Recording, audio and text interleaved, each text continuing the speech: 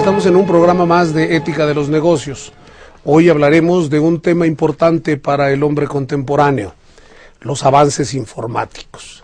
Esos avances sin los cuales no podemos vivir en estas épocas, no podemos estar ya sin computadoras, con ello controlamos todo. Y sin embargo parece ser que estamos olvidando lenguajes aprendidos largamente por la humanidad a lo largo de su cultura.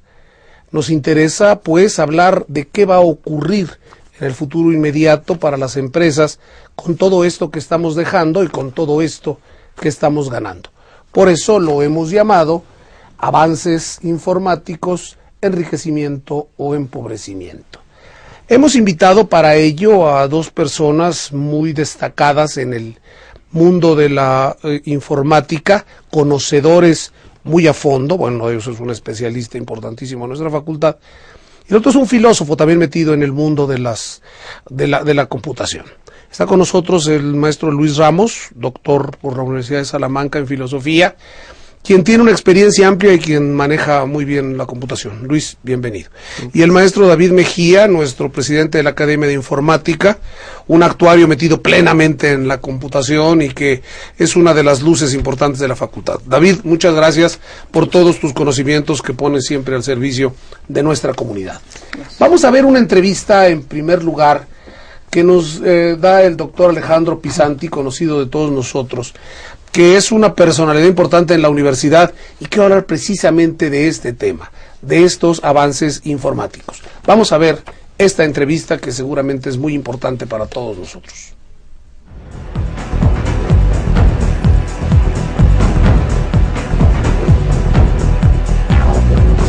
Puede hacer como en otras tecnologías, pero con el impacto propio de esta, un análisis en tres etapas. Uno, en el que la tecnología informática, las tecnologías de información, permiten que la empresa haga lo que hacía, aunque de otra manera, que puede tener algunas mejoras. Ejemplo, la contabilidad, el registro, etcétera.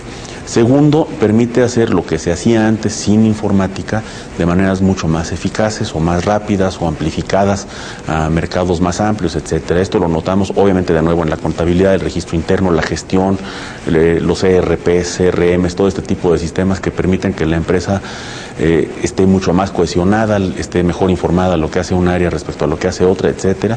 Y luego lo que ha sido Internet, que permite una gran difusión de lo que hace la empresa y una interacción con muchos más clientes. Y la tercera etapa es permitir cosas que con otra tecnología no eran posibles. La creación de negocios electrónicos, el comercio electrónico, la comunicación, una comunicación social, una comunicación más allá del ámbito de la empresa, estrictamente, pero que desde luego beneficia a la empresa y modifica el entorno de los negocios. Y la creación de nuevos desafíos a las empresas, por ejemplo, empresas que se basaban en tener cierto control sobre un canal de distribución, como uno podría verlo en la música, los discos o las películas y los DVDs y videos, que ahora se pueden distribuir muy ampliamente entre pares sin recurrir a entes centralizados, que lo que está por verse todavía es cuáles son los modelos con los cuales es posible seguir haciendo negocios en este nuevo entorno.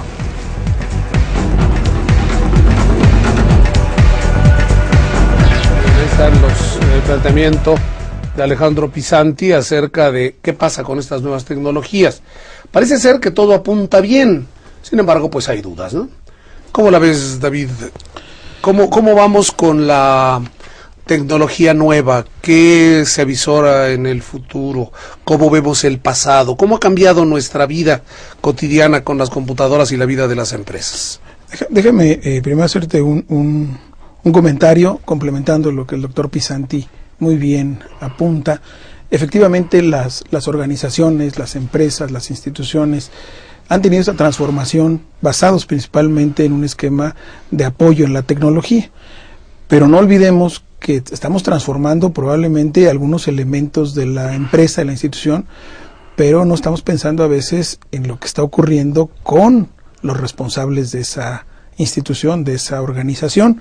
Al final, atrás de todo esto hay personas, habemos personas, y qué está ocurriendo con esa transformación con ellos, alrededor de ellos, y además de con quienes interactúan también estas organizaciones. Estamos hoy manejando diferentes niveles de información, por ejemplo, tanto del que es empleado como del que es consumidor, del que es cliente, del que interactúa realmente a través de la tecnología. Llegará un momento en que seamos prescindibles los seres humanos y las máquinas dialoguen entre sí, resuelvan todos los problemas y nosotros ya no tengamos nada que hacer, se nos acaben los empleos, la autoridad, la fuerza y estemos en manos de las máquinas. Bueno, aquí habrá que voltear un poquito aquí cuál va a ser nuestra visión. Si pensamos que los procesos actuales que hoy estamos desarrollando se pueden mecanizar, se pueden automatizar, se pueden volver tecnológicos en ese sentido, yo te diría sí, pero el asunto es que tenemos que entonces transformar nuestro esquema. La parte humana no la podemos perder. Sería terrible, ¿no? Sería espantoso, no solamente terrible. Imagínate dónde llegaríamos a que la gente, el día que no tuviera una herramienta de estas, no pudiera hacer absolutamente nada, fuera prácticamente un inútil. Yo pienso que las organizaciones, al contrario, deben de tener la ventaja de la tecnología para desarrollarse, pero desde luego el talento, ¿sí? y las competencias humanas suficientes para poder sacarle mejor provecho a esa tecnología. Volviendo un poquito a la pregunta que me haces al inicio, yo te diría, si volteamos 15 años atrás, diciendo qué ha pasado anteriormente, hace 15 años, 1990, estábamos cerrando el siglo XX, la última década, nos sentíamos que estábamos en la década promisoria de que había traído una serie de adelantos importantes tecnológicos, y en 1990 volteamos y veamos el mundo. ¿Alguien pensaba en Internet y las ventajas de Internet como las estamos manejando el día de hoy? En absoluto. ¿Qué va a pasar en 15 años más? Ubiquémonos en el 2005. En el 2020, que además se presta al juego de la visión 2020, ¿no? Vamos a estar viendo bien para el 2020, vamos a tener esa visión realmente. Pensemos en Internet, no lo sé. Hay una serie de desarrollos tecnológicos importantes, pero nuevamente volvemos al asunto. Vamos a interactuar muy cómodamente, el doctor Pisante lo decía, ¿no? Comercio electrónico, mejor interacción con los consumidores, con los clientes, con los propios empleados, pero la realidad es hacia dónde nos queremos mover de veras, ¿no? Hacia dónde queremos rescatar una serie de valores que además probablemente en este camino los estemos no olvidando, pero sí los estemos ligeramente relegando y que en el camino se puedan ir diluyendo. A lo mejor habría que empezar a retomarlos y la propia tecnología debe ser el gran facilitador para esto. Yo hoy veo problemas para el individuo y para la sociedad graves, ¿eh? ¿Tú cómo ves todo este problema del desarrollo tecnológico y nuestra vida cotidiana? Pienso que la tecnología en sí no es buena ni es mala, ¿no? Donde van a entrar ya nuestras valoraciones va a ser en la dimensión del uso que se hace de ella, ¿no? Y sobre todo pensando cuál es el papel del ser humano, ¿no? ¿Cuál es el papel que el hombre está jugando dentro de esta tecnología? Si las nuevas tecnologías tuvieron como fuente el interés de autonomizar más al hombre, de proveerle de herramientas que le permitan una mayor libertad, pues deberían de conservar digamos, como este sentido o esta finalidad. A ver, yo ahí tengo una objeción grande. ¿De veras las tecnologías no son buenas ni son malas? ¿Podríamos afirmar eso? Porque yo puedo estar de acuerdo en que la ciencia, si está persiguiendo la verdad, así en un sentido amplio, podría no ser bueno ni ser malo conocer la verdad, pero ya la tecnología como ciencia aplicada, los tecnólogos que hacen la bomba atómica, ¿de veras no es una tecnología neutral que no es ni buena ni mala? Bueno, por ¿podríamos ejemplo, pensar eso? Un caso, por ejemplo, tenemos nosotros la bomba atómica, o podemos poner otros casos. Los 10.000 millones de cosas que se pueden hacer. Todo el armamento, todas estas cosas, digamos, como ¿y son tecnologías? Claro, son tecnologías. El principio entonces básico, por eso no podría estar de acuerdo en esa afirmación tan generosa de tu parte. Okay. Sí, podría ser tan general. Pero bueno, ahora, el uso que nosotros ya les damos, tal cual ya, lo que hago yo con esta... Pues bueno, con esta herramienta es ponerla dentro de una bomba y entonces arrojarla. Bueno, pues ya estoy haciendo un mal uso de esta tecnología, ya estoy perfilando la tecnología para una cosa, o sea, no tiene ya digamos como otra utilidad, al menos dentro de la bomba o dentro del avión o dentro del misil donde se va a arrojar. Pero lo que viene siendo el objeto, digamos, en un principio puede tener otros usos, ¿sí? No solo el de una reacción nuclear o cosas así. Y pues bueno, creo que en cierta manera esto es aplicable a las nuevas tecnologías. Yo quisiera hacer un comentario, Arturo, si me permites, orientado en esa línea, ¿no? La tecnología te va a permitir en algún momento manejar de una manera mucho más rápida, práctica, volúmenes de información, líneas de producción, etcétera, y en ese sentido le hemos visto como una tecnología buena. Desde nuestro punto de vista en el mundo económico que estamos en este momento viviendo. Aceptamos que el régimen capitalista, poscapitalista, domina, entonces la tecnología de cómputo, por ejemplo, informática, da estas enormes ventajas. Ahí podemos ver que hay avances importantes en ese sentido. Correcto. Tu pregunta de inicio, exactamente, tu pregunta de inicio, ¿hay avance o hay retroceso? En ese sentido te diría, por otro lado, también esta tecnología te puede estar llevando a una pérdida de elementos que te van disasociando la relación personal, porque te van buscando además el control por el control. Así es. Orwell, en su profética novela del 1984, habla de este concepto bien entendido desde su punto de vista novelístico, del famoso Big Brother. Yo te voy a controlar, yo voy a saber dónde estuviste, con quién estuviste, qué hiciste, cuánto consumiste, cuánto pagaste, qué haces, qué debes, qué te gusta, qué no te gusta, etcétera. Pero no puede ir más allá tampoco. Sí, la televisión que la ves y al mismo tiempo permite que te vean, están ahí sabiendo qué consumes, cómo te mueves. Exactamente, pero no vas a ir más allá tampoco, porque hay cosas que tú vas a disfrutar a partir de ti mismo, de tu cultura, de tus elementos. Déjame tomar un ejemplo que... O sea, si el hombre sí puede ser libre, ¿no? A pesar de todo lo que ocurra, el hombre puede ser libre. En eso podríamos estar de acuerdo en un sentido muy amplio y muy lato, ¿no? Así es. Pero entonces hay una parte que pudiera ser del control por el control, que sí llevara a que la tecnología fuera un elemento de retroceso, porque nos llevaría a una época pues anterior a la de las cavernas, ¿no? En el que todos estamos controlados y tú no te puedes mover para ningún lado porque tus conductas están totalmente manejadas a través de tu comportamiento medido por la tecnología, ¿no? Y que puede ser incluso no solo la tecnología de cómputo, informática y demás, sino vamos a hablar de tecnología de otro tipo, tecnología de alimentos. El día que te digan ya no puedes comer más que este tipo de productos porque son los únicos que tu organismo va a poder manejar, y si tú quieres crecer y si tú quieres desarrollar musculatura, entonces existen este tipo de anabólicos, la tecnología asociada a ti y a tu felicidad, ¿no? Felicidad. Claro, usted tiene que ser feliz, no quiere ser feliz, tiene que hacer esto. Usted ya no se preocupe de absolutamente las relaciones, cumpla lo que se le ordena. Exactamente. La tecnología le dice. Entonces ahí no piense mucho. Ahí pudiéramos pensar que los avances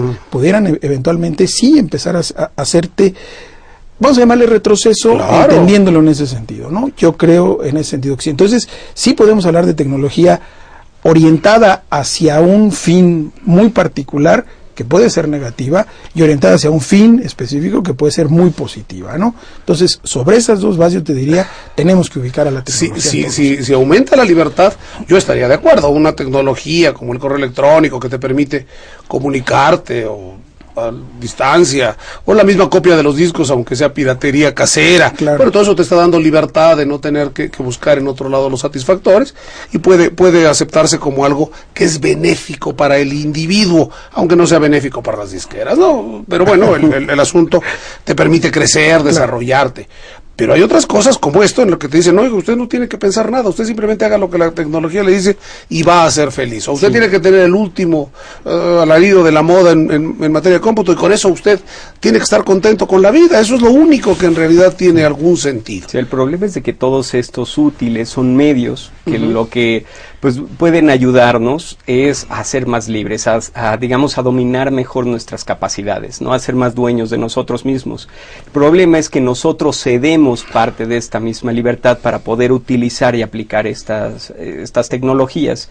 Y más aún, cuando nosotros confundimos nuestra identidad personal, nuestra manera de ser, con lo que nos está ofreciendo un mercado, ¿no? Entonces, pues bueno, todos estos géneros de música o los géneros de la cinematografía, o bueno, géneros de ropa, etcétera. Entonces el individuo se empieza a encasillar, digamos como se autoencasilla dentro de uno de estos géneros, les otorga su libertad para que ellos lo definan a él. Entonces es una pérdida de la libertad, pero digamos convenida por el mismo individuo. Entonces esa es la parte como sutil la contradictoria, pues, que da alguna déjame un poco atención al asunto, ¿no? Estos criterios clasificatorios de que a ti te gusta esto, o ves aquel cine, o ves aquella música, o ves aquella música, y que permiten definirte en alguna forma y venderte artículos, pero tampoco somos máquinas consumidoras, creo yo. Claro. Perdón, un segundo, no dejen de escribirnos, no dejen de llamarnos, nos interesan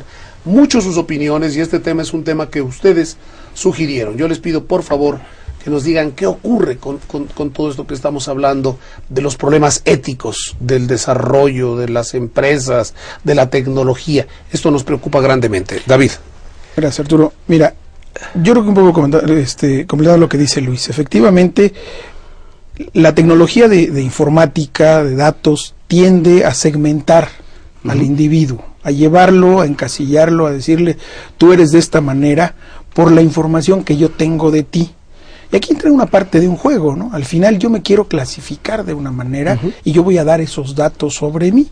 Aquí entra la parte en la que qué tanto yo estoy dispuesto también a dar mi información, a permitir que mi información, la que me describe, esté en manos pues de muchísima gente, y que ellos, con fines, como tú dices bien, de venderme, de que me creen un consumidor perenne, que piensan que siempre estoy en el consumo, pues entonces me segmentan, me clasifican y me llevan hacia esa línea.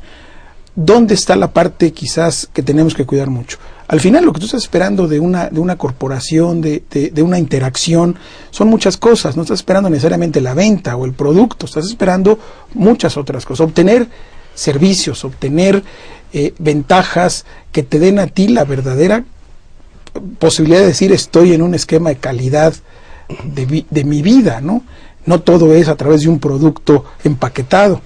Y ahí es donde yo creo que entra una parte importante, donde la informática, en este caso la tecnología de información, puede ir un poco más allá, no solamente a este esquema de segmentación, que ya la han llevado incluso a niveles mucho más complejos de control. Ahora te miden el riesgo. Tú eres un sujeto de crédito a partir de un nivel de riesgo que te voy a determinar en base a un modelo probabilístico o estadístico, en el cual te digo, a ti no te voy a dar crédito porque tú no pagas, y tú no pagas por tales características, pero a ti sí, porque nunca has tenido a lo mejor un crédito, o te lo doy con cierto nivel, o te lo manejo de cierta manera, pero en el fondo no están viendo la persona, en el fondo de lo que está esperando recibir como un servicio orientado a él como individuo. Entonces ahí, un poco tomando lo que decía Luis, yo lo que diría es, cuidado cuando nosotros nos segmentemos por nosotros mismos. Es más, yo te diría una cosa, trabajando muchos años alrededor de la informática, tú puedes tener gente que te puede dar datos equívocos de su perfil, un poco para que nunca lo ubiques. Claro. Y no hay ningún problema, Además, ese problema lo tienen las grandes corporaciones, donde incluso hasta los domicilios llegan a ser falsos, y la gente llega a dar datos que difícilmente los vas a ubicar, ¿no? Hoy día que te piden tu correo electrónico para cualquier cosa, bueno, pues crea un correo electrónico donde te llegue la basura, y te quitas de ese problema, ¿no? Y tu correo, un correo electrónico tuyo por ahí, donde trabajas, donde diste datos falsos y toda la para que ahí te llegue, para que no te encuentren toda la basura. Entonces vamos a estar generando esas identidades dobles o triples que evidentemente pues van porque te están queriendo llevar a un carril donde tú dices, no me voy a dejar, quiero ser Se acaba libre. la privacidad. Se acaba la privacidad, total y absolutamente. Te van a forzar a decir, tengo que encontrar nuevas llaves, ¿no? Ya me abriste la ventana, ahora lo que voy a poner es una pantalla. Hay un espionaje legalizado, ¿no? O sea, eso de que las empresas, tú les das tus datos a una tienda, a un banco, y luego ellos pueden vender esos datos a alguien para que te esté vendiendo productos y cursos y Así es. cremas maravillosas. Eso me parece terrible. Que además era un valen concepto mundial de globalización y de estandarización tremendo, porque eso ocurre en todas partes del mundo. Claro. Y entonces cada vez más ya no importa si tú vives en México o vives en Sudamérica o vives en África o donde sea. Entonces tú eres visto finalmente para esas corporaciones exactamente igual. Como un consumidor. Nombre, domicilio y tu perfil de compra, ¿no? Para que entonces ahí ellos te puedan ubicar perfectamente qué te van a vender, ¿no? Sí, ante esta gran masificación que, pues bueno, el recurso que yo creo que han descubierto y han explotado a más no poder las empresas, ha sido esta de clasificar a los clientes bajo distintas distintas categorías, y entonces el cliente ya nunca es un ser humano, no es una persona, o sea, puede ser incluso un fantasma, puede ser un cliente con datos falsos que está en otro lado y no sé qué, pero mientras el señor pague, pues no importa, ¿no? O sea, yo le vendo los productos y los dirijo hacia él. Entonces, aquí otra vez el problema que enfrenta el hombre es caer en el error de identificarse con esos perfiles que les ofrecen las compañías. No, hay gente que así lo vive. Es... Bueno, pero acá hay un punto interesante. Por un lado están tratando de vernos como consumidores, de aumentar las ventas de las empresas. Parece ser que ese es un objetivo claro de la tecnología actual, que ahí está la prueba que no es tan neutral. Pero el otro punto importante es que trata de suprimir empleos. Ahí vamos a acabar destrozándonos, ¿no? La tecnología, por un lado, trata de aumentar el consumo y por otro lado trata de disminuir el empleo, porque es uno de los grandes fines de los avances informáticos. Mira, yo no lo vería en una disyuntiva tan tajante. Yo no creo que sean los dos únicos caminos. Yo creo que las organizaciones lo que han estado buscando, evidentemente, es maximizar sus utilidades, sus ganancias. Y en esa línea hablan del famoso esquema de la mejora de los costos operativos, tenemos que buscar esto, la tecnología me da ventaja. La tecnología finalmente requiere de una inversión importante, sí. No es tan simple, digo, habrá que invertir, buscar la recuperación de tu inversión, y en esa medida lo que estás buscando entonces es reducir, por otro lado, lo que eran otro tipo de gastos.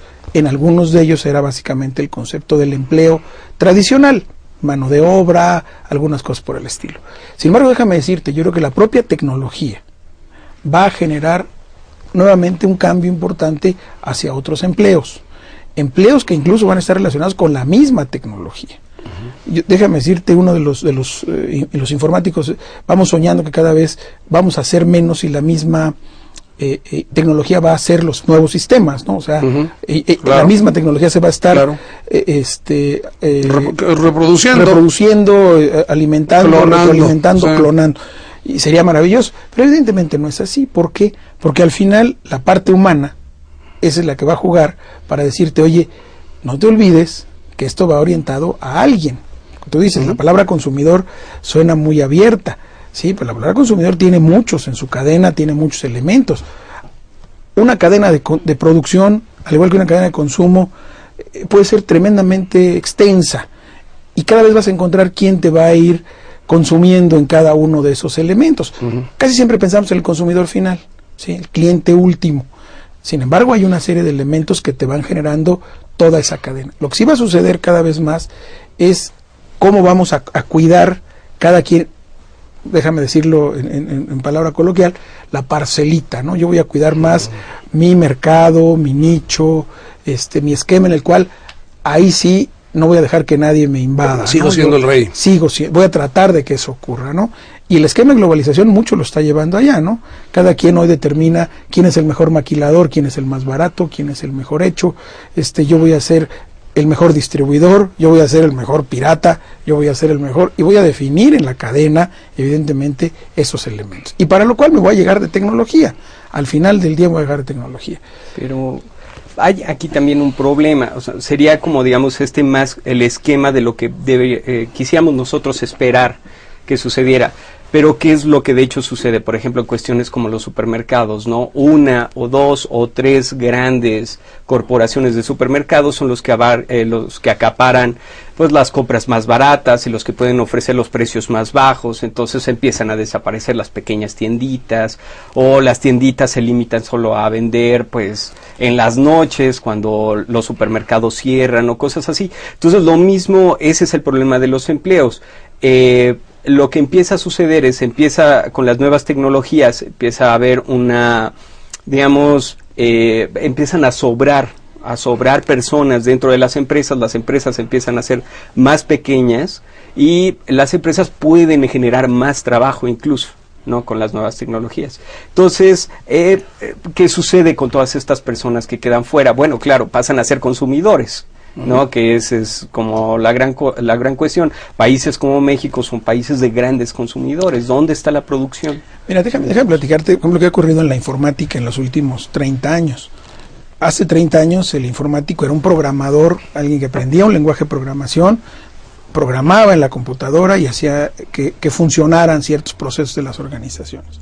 Pero hoy día tú volteas a ver las áreas de informática de las organizaciones y hay gente que programa, hay gente que opera, hay gente que ve la seguridad, hay gente que ve la red de telecomunicaciones. ¿En ese sentido han aumentado los empleos? ¿Han aumentado de veras? Totalmente. Al menos en esa parte. Ajá. Se han disminuido probablemente en las perforistas. Porque ha ido avanzando la tecnología.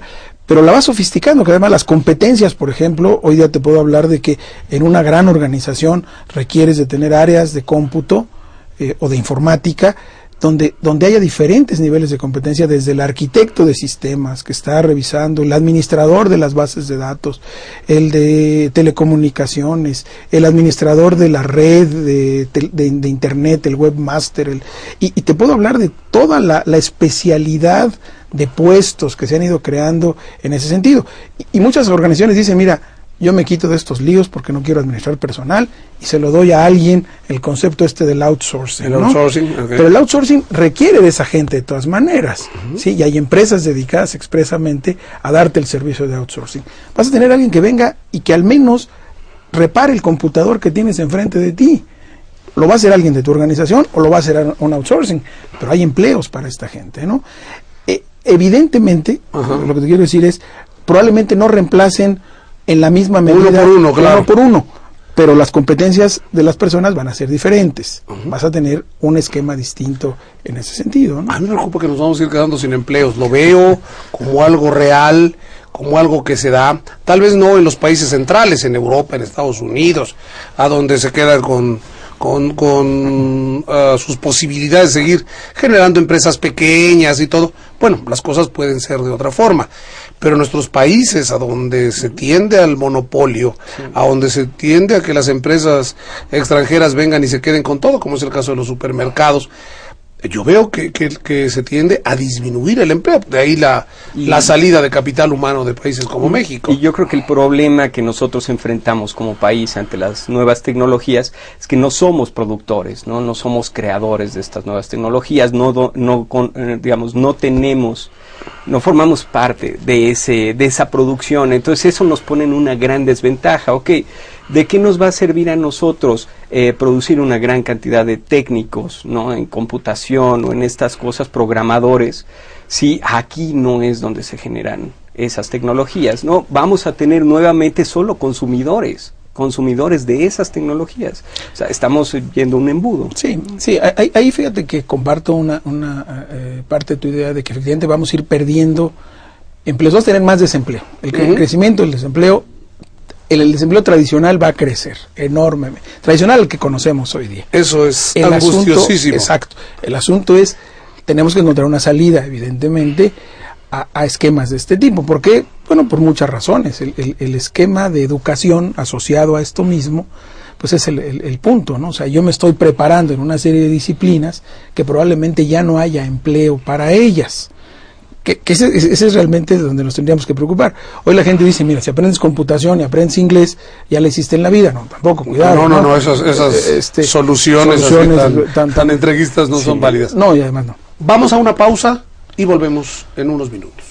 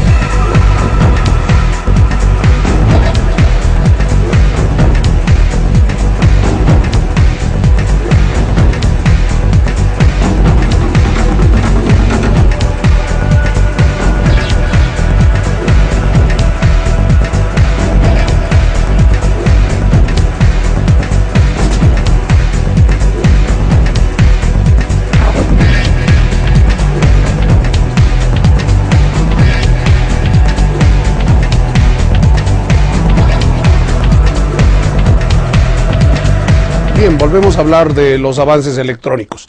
Vamos a la segunda parte de la entrevista con el doctor Alejandro Pisanti, director de DGESCA, a ver qué nos cuenta sobre estos avances.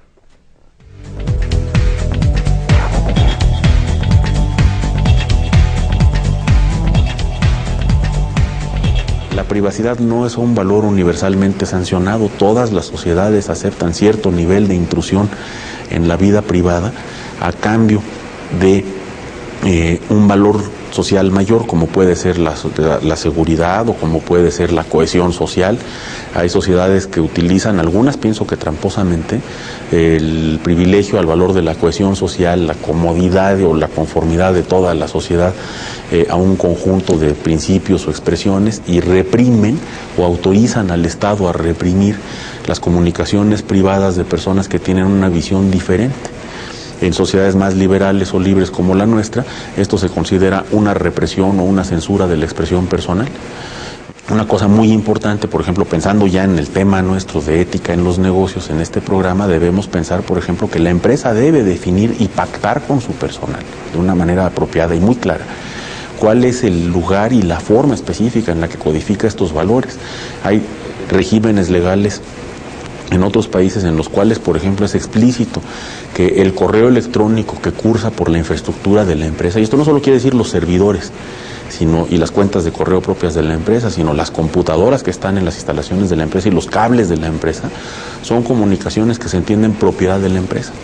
Y en ese momento quiere decir que tu correo electrónico con tu compañero de trabajo que te dice a qué horas vamos a comer, es considerado propiedad de la empresa, sujeto a inspección de la empresa, y las conductas que allí se identifican pueden derivar en una represión por parte de la empresa, utilizando esto como elemento probatorio, como causal y como prueba de una intervención. Otras empresas pueden pactar que el correo electrónico tiene una protección de confidencialidad. Cuando dices privacidad, hay que hablar además de la privacidad de las comunicaciones, de la privacidad de los datos. Una de las cosas que están en debate en México y sigue sin resolver, incluso a nivel del legislativo federal, es la protección de datos personales.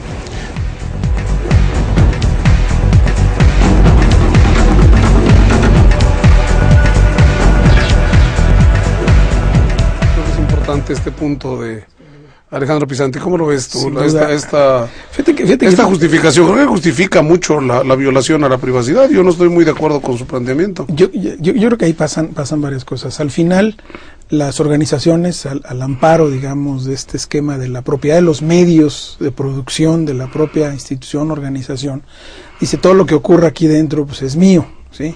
Si tú usas un teléfono y yo puedo grabar tu conversación, evidentemente puedo hacer uso de esa información para lo que yo quiera. Luego entonces el correo electrónico pues, es un medio de comunicación, es como mandarte un papelito al compañero de la oficina de junto y que él diga, oye, espérame, el papel es de la oficina, el lápiz es de la oficina, entonces ¿por qué? Es mi propiedad. Exactamente, ¿no? Pero el asunto es, sí, pero protección de la propiedad. Pero yo lo que diría yo, sí, pero suena muy sajona. Pero el dato que yo puse ahí es mío. Ajá, sí, claro. Ese es el asunto, ¿no? Lo que yo escribí ahí, eso es mío. Yo creo que aquí es donde entra esa parte del esquema de la propiedad, ¿no? Yo iría más allá que lo que menciona el doctor Pisanti.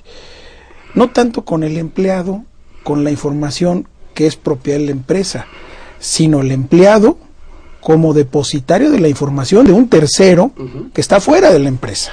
Llámese cliente, llámese toda esa privacidad está siendo invadida. Ese es el punto importante. La del empleado, la del cliente, la del proveedor. Claro.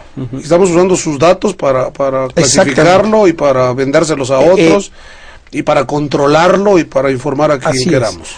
Con muchísimos riesgos, ¿no? Yo veo que algunas corporaciones, bueno, tú entras con el esquema de seguridad después del 11 de septiembre del 2001, hoy cualquier, sobre todo en el continente americano, te revisan qué llevas en el portafolio, qué llevas contigo, etcétera, pero hoy puedes sacar la información de muchas maneras.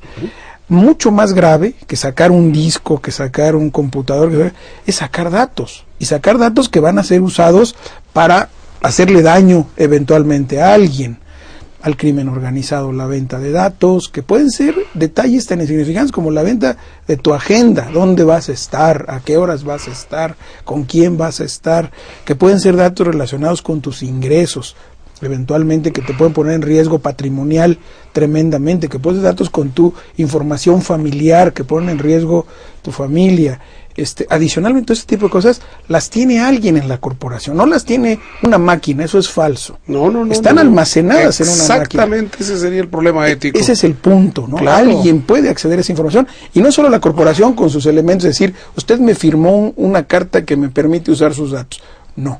Hay personas que van a tener acceso a esa información.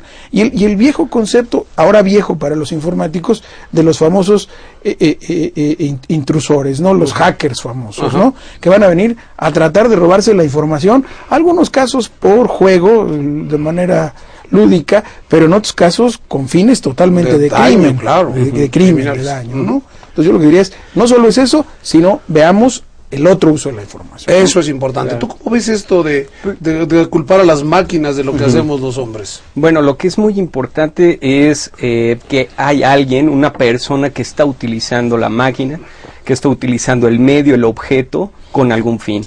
Y ese es el culpable, ¿no? El que está detrás de las cosas, es el que se tiene que hacer responsable del uso de esta información. Lo que se debe de definir dentro de como empleado en una compañía o como cliente de una compañía es dónde está la libertad, ¿no?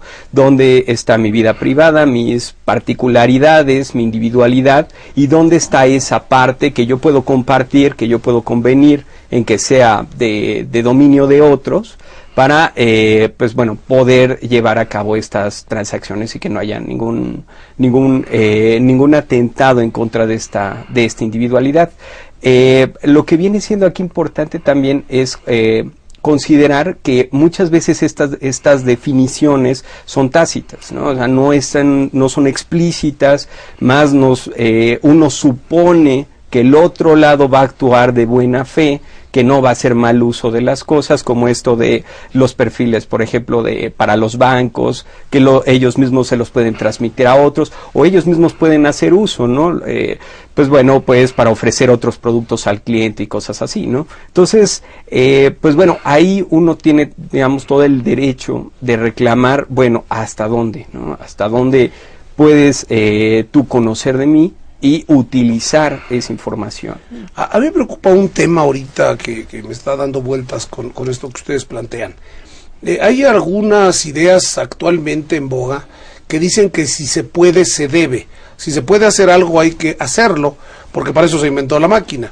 Entonces, como lo podemos hacer, pues hay que usarla necesariamente. Por ejemplo, todo el mundo se debe operar todo lo que pueda para verse más de acuerdo con su imagen, o tomar los esteroides anabólicos, o probar todas las drogas, o usar las máquinas para que esto ocurra. No estamos llegando a un extremo absurdo de desarrollar la tecnología y no darnos cuenta de que eso está dañando a los individuos. Esto me parece sumamente grave. No, sin duda. Yo creo que justamente hay una desviación en ese sentido, ¿no? O sea, el hecho de que la tecnología esté disponible para su uso no significa que la debes utilizar. Que hay que usarla. Mira, habrá tecnologías que no se puedan usar. Exactamente. Habrá tecnologías que estén prohibidas, habrá tecnologías que debiéramos prohibir incluso en ciertos entornos, en ciertos ambientes. Porque si no, volvemos un poco a lo mismo. Yo te puedo decir, tecnología para espionaje, ahora que se mencionaba este asunto de la intrusión. Bueno, pues está ahí, y no porque existe, todos vamos a tener el día de mañana manera de estar grabando las conversaciones telefónicas o metiéndonos a los correos electrónicos, simplemente por el hecho de que hay tecnología para hacerlo. Y mira qué divertido. Y si no la usas, eres tonto. Si no la usas, es más, eres inmoral, porque tienes que usar esa tecnología para perjudicar a la humanidad. Esto me parece sumamente grave. Totalmente grave. Bueno, pero parece ser que, como digo, desde luego el planteamiento fuerte, todo el mundo dice no, pues que no se use.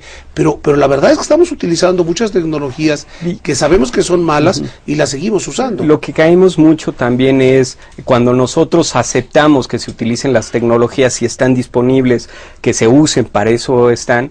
Lo que hacemos nosotros ahí es refrendar, pues, aunque sea de una manera implícita, este ideal de, pues bueno, el desarrollo de la humanidad, ¿no? Todo avance científico es bueno, ¿no? Así como per se. Entonces nosotros ahí lo que hacemos es firmarle una una carta en blanco a todas las personas que pueden hacer uso de estas tecnologías, ¿no?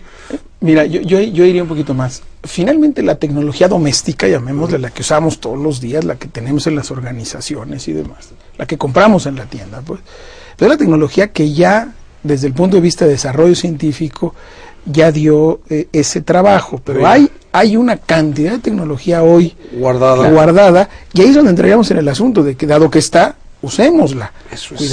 Cuidado, porque entonces sí podemos caer en el exceso o en el abuso de la tecnología por la tecnología misma. Yo quisiera ahí un poquito volver a la parte del esquema de la privacidad, y déjame decirte, hoy día, por ejemplo, desde el punto de vista legal, y aquí entran en juego muchas partes que entrarían aquí, la parte legislativa, partes normativas, desde luego, y partes morales, partes de principios y valores, ¿no? Hasta donde yo estoy dispuesto, por ejemplo, a que a través de la electrónica o a través de la tecnología se validen ciertas cosas que yo hago y que tengan este valor, ¿no?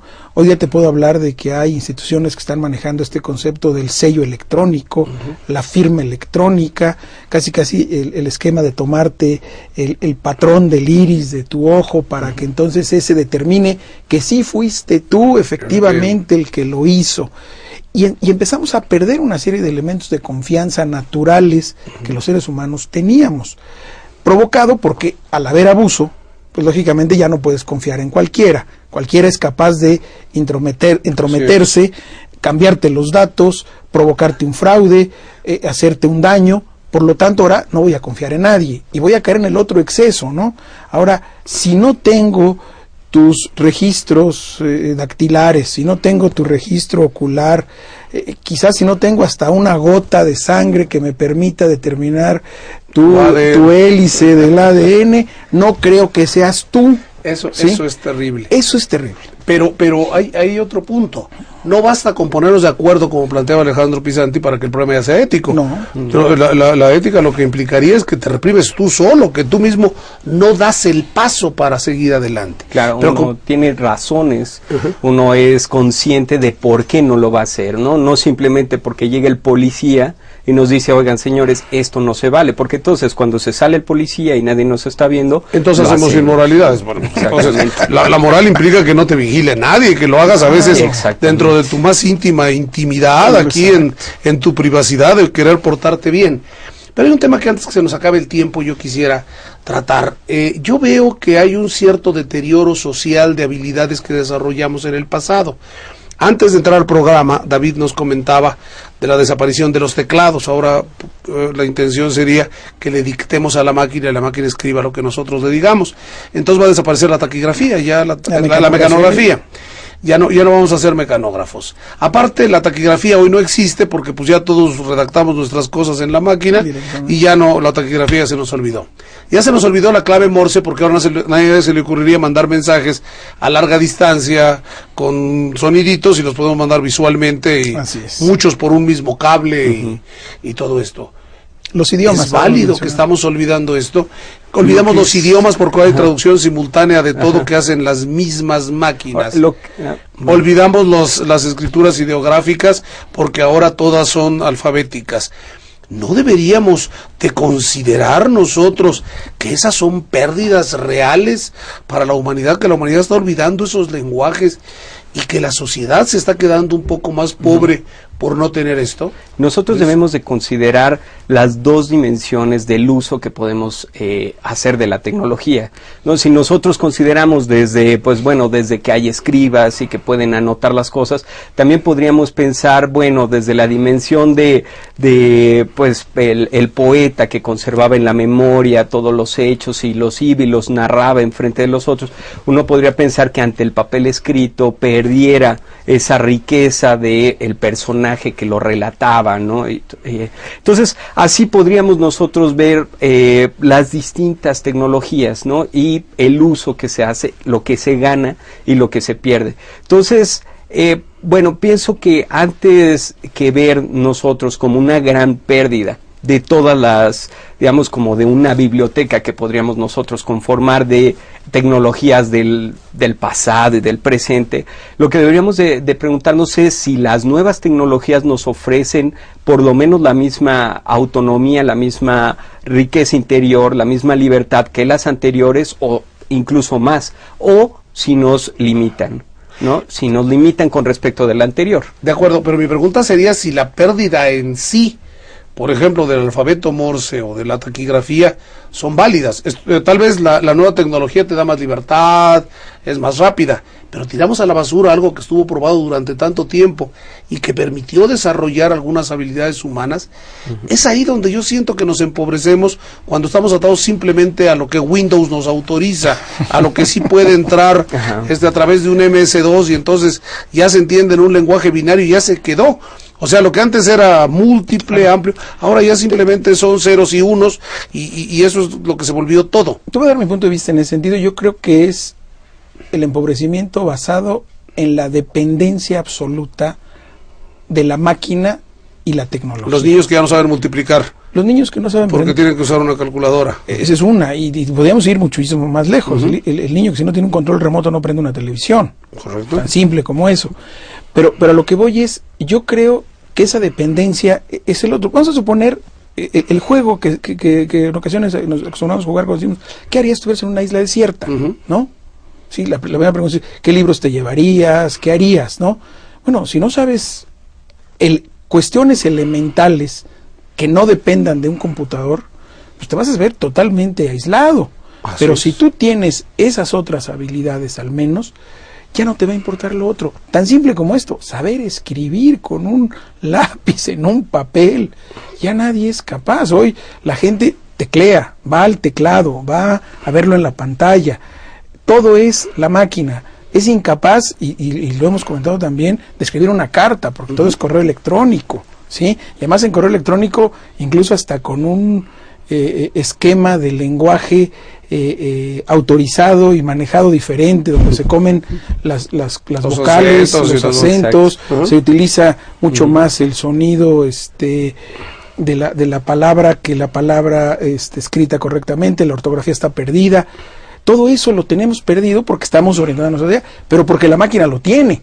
El día que no tengamos la máquina, ¿qué vamos a hacer el día que nos vayamos, no? Entonces ahí sí tenemos un empobrecimiento del hombre, ¿no? Yo me imagino a Robinson que se queda en la isla con todo su ser, con todo lo que aprendió, con toda su historia.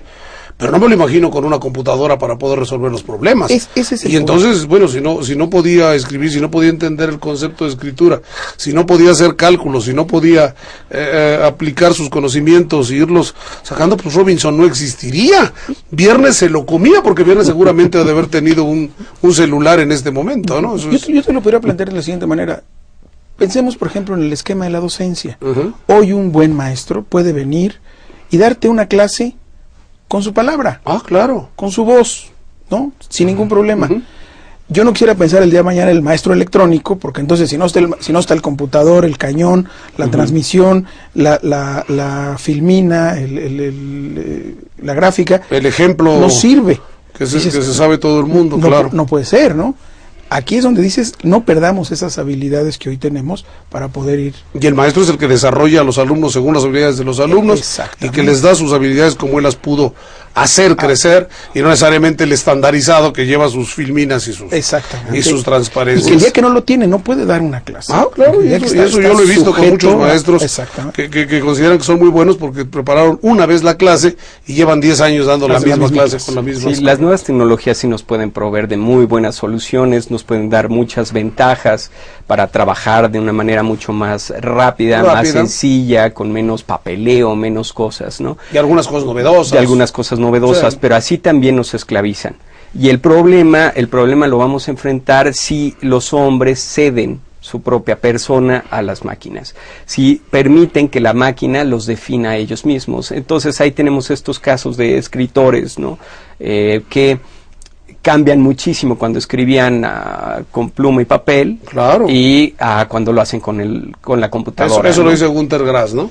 Cuando el escritor escribe con computadora es muy diferente, que el que escribe con pluma y papel. Y yo quisiera escribir con pluma de ganso, decía, para ver qué siento. Lo que pasa es que no lo sé hacer, porque perdimos la habilidad de usar la Ahora, la cuestión es de que tal vez sí nos perfilamos nosotros hacia un mundo realmente donde solo haya nuevas tecnologías, donde ni siquiera podamos nosotros, bueno, no tenga ni sentido ya realmente preguntarse por el Robinson Crusoe, sino solo preguntarse por qué es lo que vamos a hacer, o sea, un mundo que nos asegurara que nunca iban a fallar. Un mundo feliz. Exactamente. Entonces, el Big Brother está en la televisión, o sea, ya estamos acostumbrados a las horribles utopías. Se nos acaba el tiempo. ¿Cuáles son sus conclusiones, David? Gracias. Mira, yo lo que diría es, yo creo que los avances en la informática, en la tecnología en general, en muchos son un gran enriquecimiento, ¿no? La humanidad ha recibido beneficios, sin duda, de estos. Pero no podemos olvidar que si nos descuidamos, podemos empobrecernos y además de manera irrecuperable, de cuestiones que nos puedan dejar totalmente fuera de nuestro concepto que queremos seguir manejando como personas, ¿sí? Y por otro lado, lo que sí tenemos que hacer es aprovechar de la mejor manera posible el enriquecimiento que estamos recibiendo, no cayendo en el esquema de que, dado que existe, lo debo usar, ¿no? Eso es importantísimo. Muy bien.